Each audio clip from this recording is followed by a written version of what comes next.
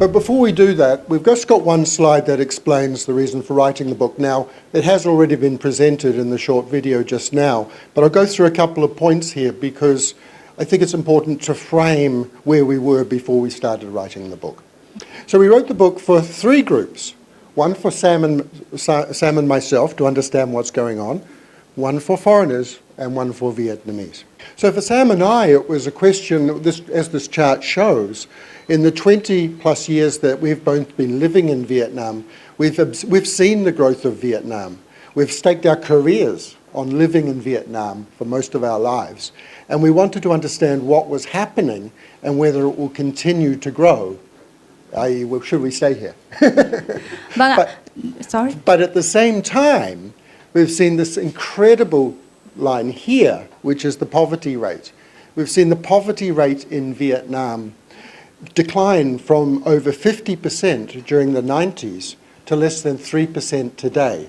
So not only have Sam and my lives benefited from being in Vietnam over the last 20 to 25 years, but millions of other people's lives have changed significantly in the last 30 years.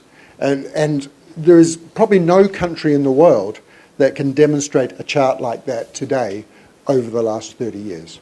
And that's something that we should understand and be aware of. Right. And this interesting chart at the bottom, which I'll highlight, I don't want to pass over it because I think it's very interesting.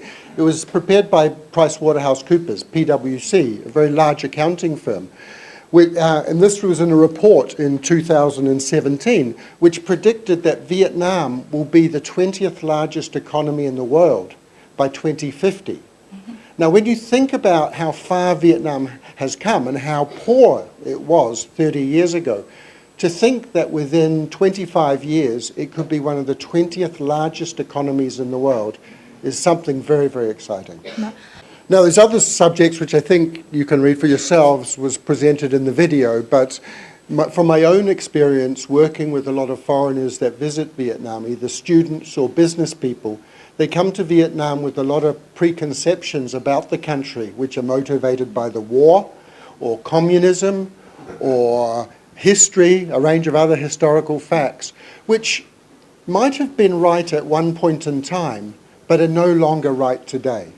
They're out of date. And there was a desperate need for someone to define internationally, to define contemporary Vietnam today. And some of those misconceptions we'll talk about in just a moment. But then the third important group that we wanted to write this book for was, of course, Vietnamese. As we started to write the book, we realized that most people in Vietnam do not have a good understanding of what is actually happening in their country. Why is their country growing? Can this growth continue? Is it just completely random, or is there a model that is playing out here? And if we can understand this, what does it mean for our futures? Also, I think it's important to take pride in what has been achieved already, right? And I found that in Vietnam, people seldom celebrate what has been achieved. They're always expressing concern and doubt about the future. But we should reflect on what has been achieved and be excited about